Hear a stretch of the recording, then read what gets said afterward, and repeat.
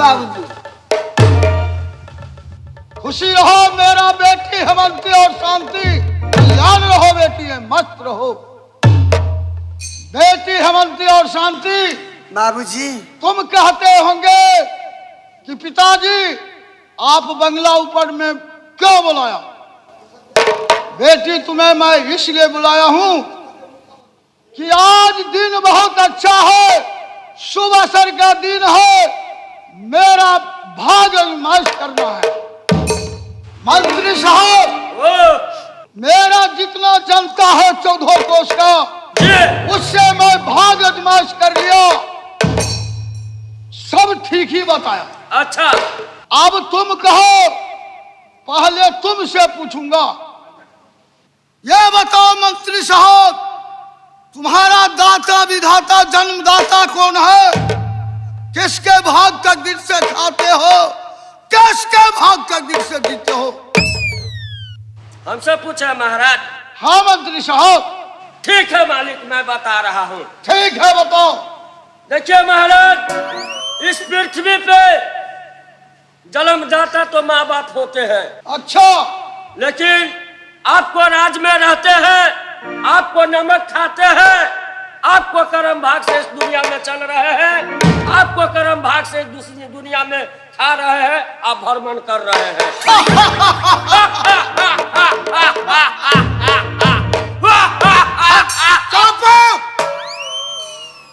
कहाँ का हंसी है हरामजादा? अपने हंसी से कुछ नहीं, हम इतने लिए तो बड़ी बोलते रहो। सही ने कहा, मैं राजा हूं, तुम मंत्री हो। सही ने तुम कहा मेरे भाग तक भी। जी जी जी। ठीक है, तुम साइड हो जाओ। हम साइड है। बउआ हेमंती। बाबूजी। बउआ शांति। हाँ बाबूजी। बेटी ये बताओ, तुम्हारे जन्मदाता विधाता कौन है? किसकी भाग तक दिल से खाती है बेटी? किसके भाग तक दिल से तुम जीती है? बाबूजी, जन्मदाता अही छी। अच्छा। भाग विधाता अही छी। अच्छा। अही के कर्म भाग से जन्म लेने छी और अही के कर्म से भोजन 5 हाथ वस्त्र।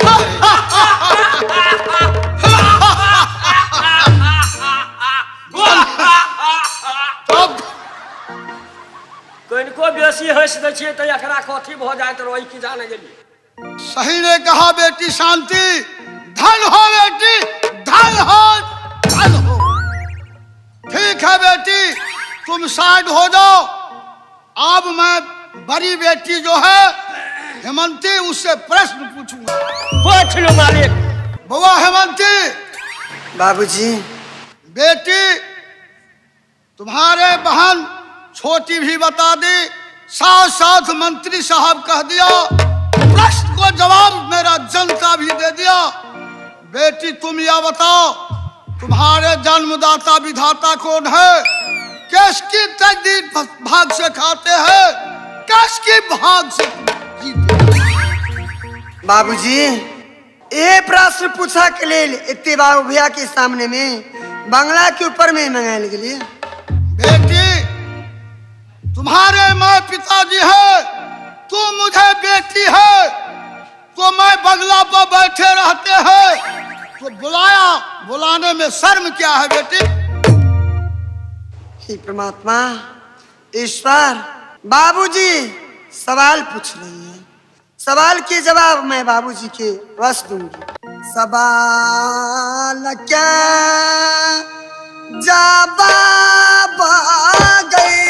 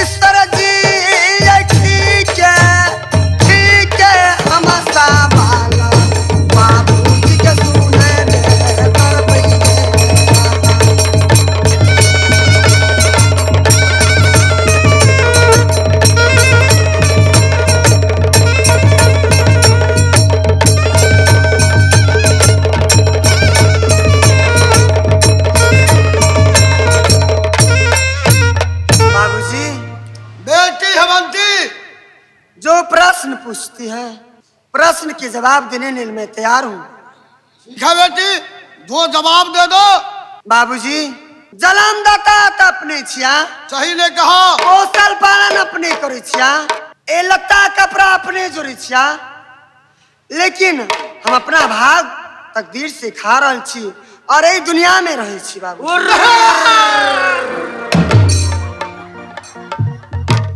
मंत्री साहब, एक बगल के पहले लाओ आके मोच काट दे छी। हरामजादा, अभी मेरे बेटी हेमंती छोटी है, भूल हो गया होगा। भूल भ गए या?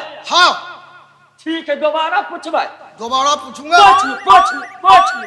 ऐ समय बेटी हेमंती, तो बेटी एक बार ईश्वर का नाम लेकर के बताओ। लो बेटी, ईश्वर का नाम। तुम्हारे जन्मदाता विधाता कौन है? कैश के भाग तकदीर से खाती है, कैश के भाग तकदीर से जीते हैं। बोलो बेटी। मंत्री भैया, ठीक जवाब तो ही दिलो बउआ भैया। जे बाबूजी प्रश्न दिलखिन हाँ, प्रश्न के उत्तर हम सच सच देवे वाली कैला नहीं बउआ, लेकिन बाबूजी के गलत बुझा रहा। कोनो गलत नहीं बउआ, ठीक जवाब तो ही दिलो। कोई अपना भाग नसीब से जन्म हो, कोई डॉक्टर बने है, कोई इंजीनियर बने है, कोई डीएसपी बने है, कोई कलेक्टर बने है, कोई अपना भाग नसीब से तकदीर से खाई है।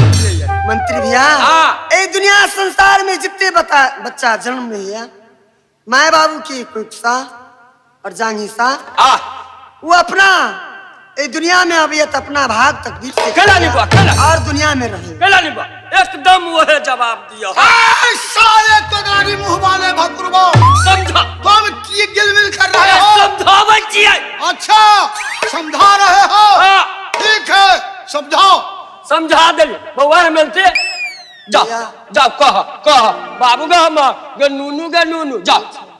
बाबूजी, बेटी हेमंती, जन्मदाता तो सही में अपने छिया, पोषण पालन अपने के लिए, लत्ता कपड़ा अपने जोड़ी छिया, लेकिन हम अपना भाग सिखाई छी और ये दुनिया में रहल छी।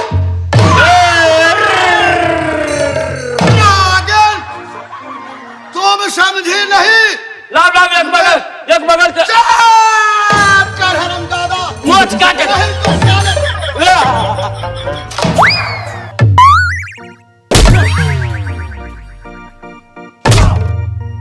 बीच में तुम आकर के मजाक उड़ा रहे हो। मजाक कहाँ करे छी? मन हो तो कखन तो ठट्ठा करे छी, मजाक कहाँ करे छी? हेमंती मानने वाले नहीं है। अब मेरा सोचना पड़ गया, सोच के रहूंगा।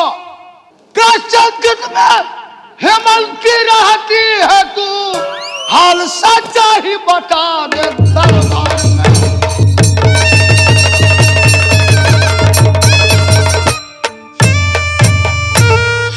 कैस चिंतित में हेमंती रहती है तू, हाल सच्चा ही बता दे दरबार में। देख चापी कोना है मेरे हाथ में, खाल बल्लो का तेरा।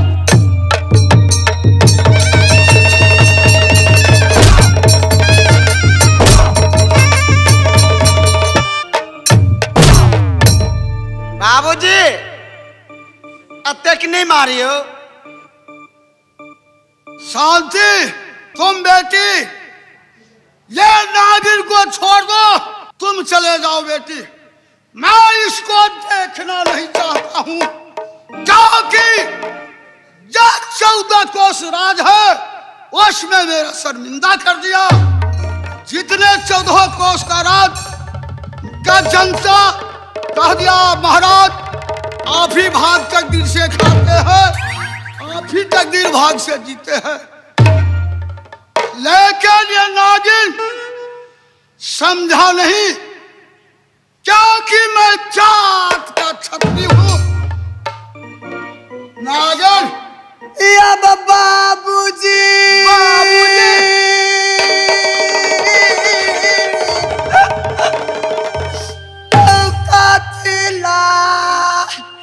बजतिया हमारा यही घर छा।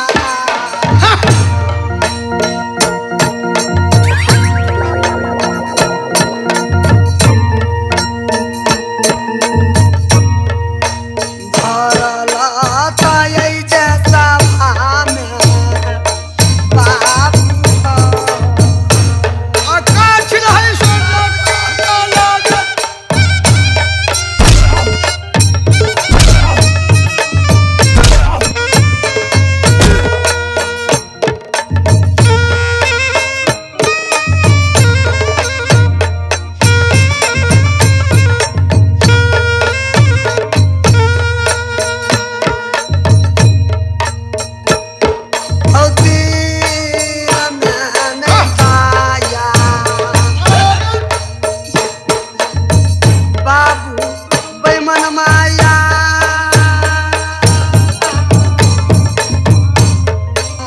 नागिन हल्का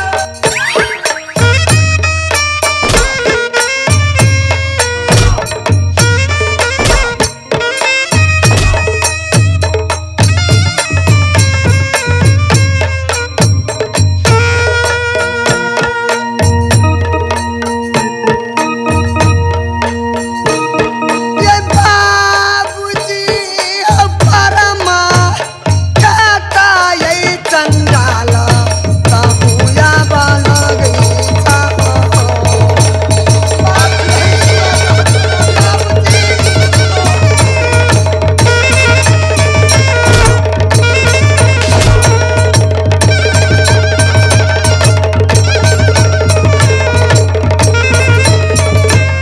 चौकीदार चौकीदार चौकीदार आए साले तुमको क्या हुआ? चौकीदार के फोन कर देबै इसलिए पकड़ के लो जा जे आदमी के खून करे छियै कैसे मुझे पकड़ के ले जाएंगे? पकड़ के नहीं लो जाए क्यों? आय, आदमी के ये गुहनाई आदमी के ये दुहनाई जाओ रे कोरारी मुंह वाले भकुरबा, तुम मंत्री हो इसलिए तुम्हें मैं क्षमा कर रहा हूँ, समझा? नहीं तो साले तुम्हारा भी बदल।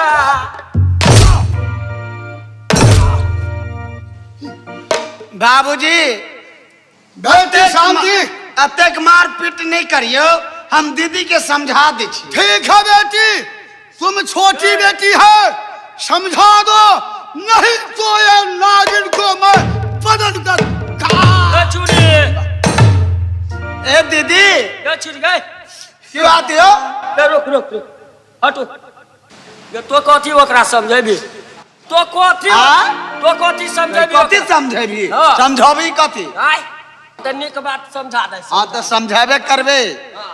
ए दीदी एक बेर ईश्वर के पुकार का बाबूजी के कह दो कि भाग विधाता अही छी, सबटा खता माफ कर देतो। हिबान आखिर बाबूजी तरहरा खन का घर में से जब काका तरहरा खन का घर में गाड़ देता तैयो नहीं हमरा जे मुख से आवाज निकल गया है, ये बच्चा निकल गया वापस कभी नहीं हो सके, कभी नहीं। बउआ है मंत्री ये जान हमारा जायते दुलारी बहनिया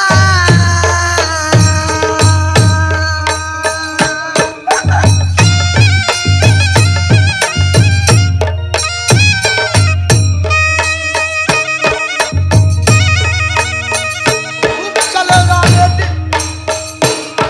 ये बचना नहीं खाली हम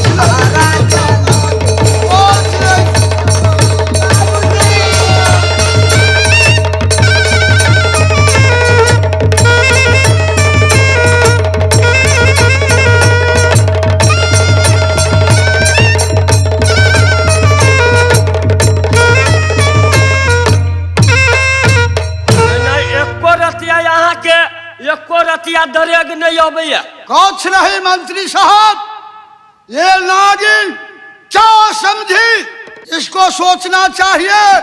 ये 14 कोस राजपाट छत्री का है, मेरा पिताजी छत्री है। जब मैं गुस्सा होता हूं तो मैं दुनिया बाहर होकर नहीं पाता हूं, समझा। ये तो बेटी है। बाबूजी हमरा में की गलती बाबूजी, जे अपनी प्रश्न दिली प्रश्न के उत्तर हम दे अच्छा, लेकिन अपने की गलत बुझा रही बाबूजी। जो मेरा 14 कोस का जनता है वो खराब थे, वो प्रश्न का जवाब दिया। साथ साथ मंत्री साहब प्रश्न को जवाब दिया। नागिन तेरी एक छोटी बहन वो भी जवाब दे के गई। तब नागिन नगलिया मालिक मंत्री साहब वो तो मारपीट नहीं करियो। अच्छा, मर उड़ जाते बुझलिए। कुछ पाप नहीं है नागिन को मारने में, कुछ पाप नहीं। हम कोई चीज ने पाप लाग जाए। या बाबूजी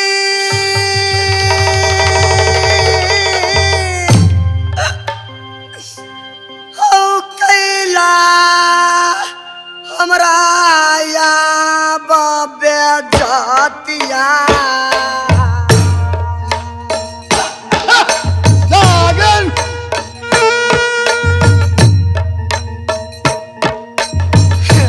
पूरा या बाई सहारी या ने हो। नागिन बाबूजी कुछ नहीं, मैं सुनना चाहता नागिन कुछ नहीं।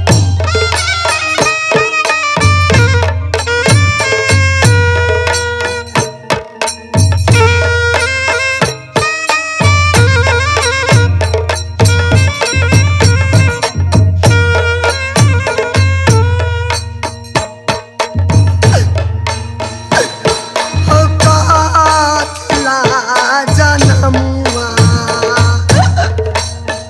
बाबू बैमन माया। कुछ नहीं, नागिन कुछ नहीं,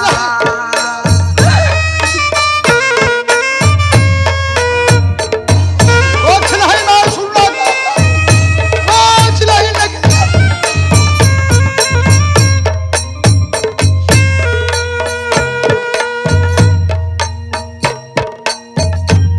ये बाबूजी हो के नाता यही बेईमान हमर हाले के बहिने जनको।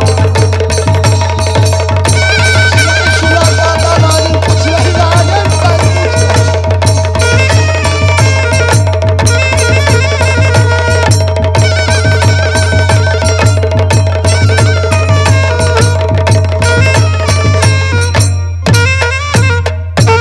मंत्री साहब, मालिक ये नागिन बेटी नहीं है। नागिन बन करके डसने का शुरू कर दिया। जी ये नगनिया को मेरे सामने से दूर कर दो, क्योंकि मेरा मारते मारते हाथ भी थक गए, जी पाँव थक गया।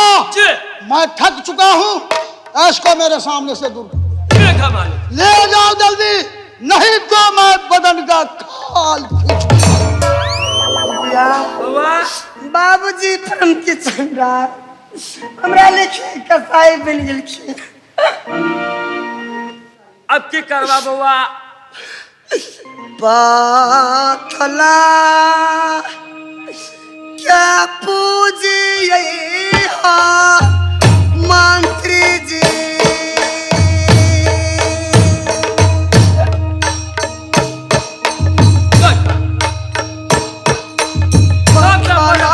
या बाई पासी भैया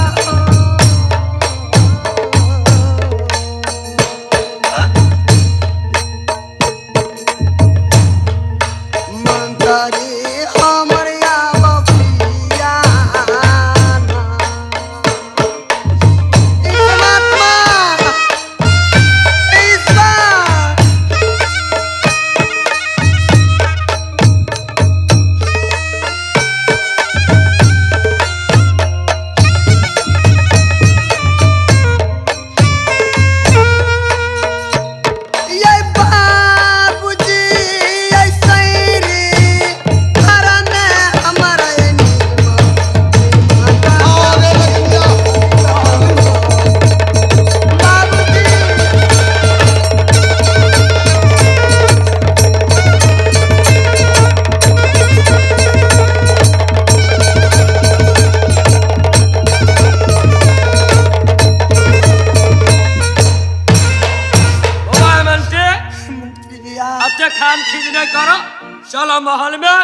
मालिक खिसियाए ले अभी। चल चल बाबू हमर चल। भैया ओए बाबूजी के यही मन चला, शहरी घर में बाबूजी ने चटा देता, लेकिन हेमलपुर में सवरजा प्रजा सुनता तो कहता कि राजा हेम सिंह बेटी के इतने दासा कहले परमात्मा। जत्ते हेमपुर के नगर के जनता है सब बाबूजी की गाड़ी बकता। अब से वो सोचे बाबा की होते या नहीं होते, नहीं से तोरा कौन टेंशन हो। चल चलू।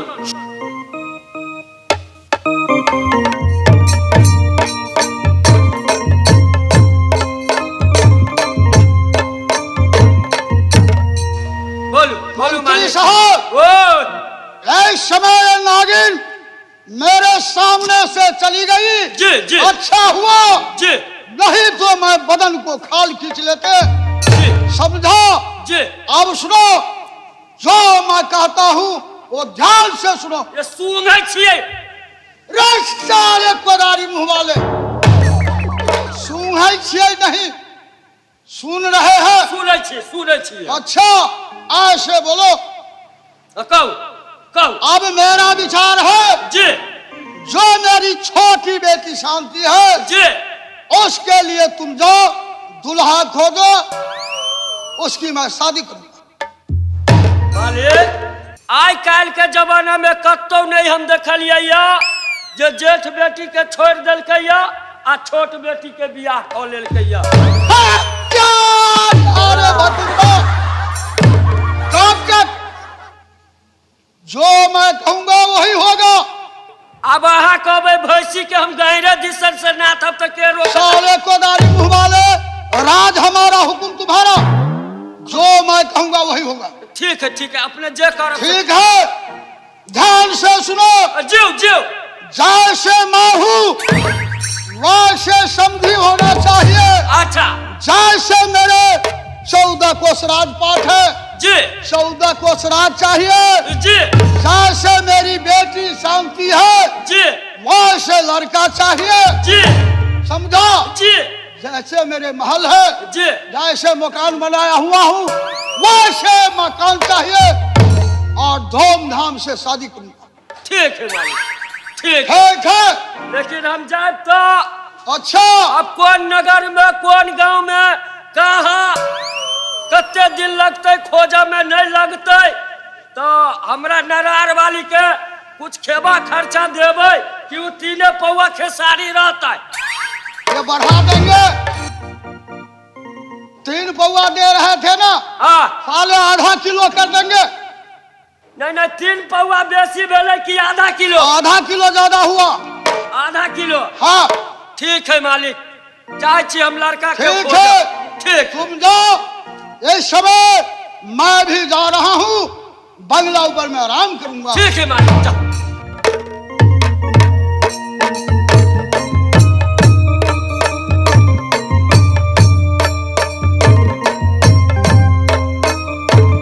मालिक यार के कि मंत्री साहब ले लो छाता, ले लो जूता और ले लो डंडा। जैसे हमारे नगर है वैसे राज होना चाहिए, जैसे हम हैं वैसे हमको समधी होना चाहिए, जैसे हमारे घर मलकिनी है वैसे समधीनी होना चाहिए। अब कौन नगर में मिलत और नहीं मिलत, अब जा रहा थी लड़का के खोज में। ओ ठमका